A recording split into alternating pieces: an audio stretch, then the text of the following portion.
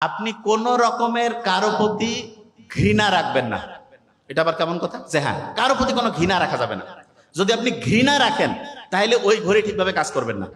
তাহলে এখানে আমরা যারা আছি যে কোনো কারণে যা কিছু হোক কারো প্রতি কোনো রাগ কোনো ঘৃণা এটা থাকাই যাবে না।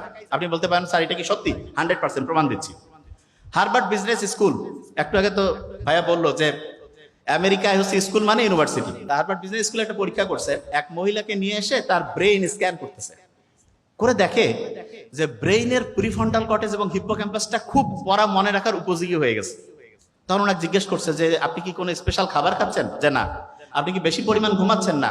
আপনি কি ডিজিটাল ডিভাইস ঠিকভাবে ব্যবহার করতেছেন? না। তাহলে আপনি কি এমন করতেছেন যে আপনার ব্রেইনের মধ্যে এরকম ঘটনা ঘটছে?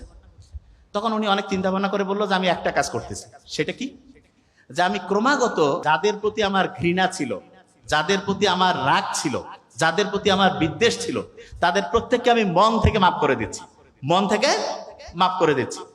এবং বিজ্ঞানীরা তারপরে এইরকম আরো কিছু পুরুষ এবং নারী যে এরকম মন থেকে মাফ করে দিচ্ছে এইরকম কেউ কেউ আছে কিনা তাদেরকে আলাদা করে ডাকলো। এবং মজার ব্যাপার, প্রত্যেকের স্ক্যান করে ব্রেইন দেখলো যারা অন্যকে মাফ করে দিচ্ছে, অন্যের প্রতি কোনো বিদ্বেষ নাই, অন্যের প্রতি কোনো ঘৃণা নাই, তাদের ব্রেইনের প্রিফ্রন্টাল কর্টেক্স এবং হিপ্পোক্যাম্পাস আল্লাহর রহমতে পড়া রাখার উপযোগী করে তৈরি হচ্ছে।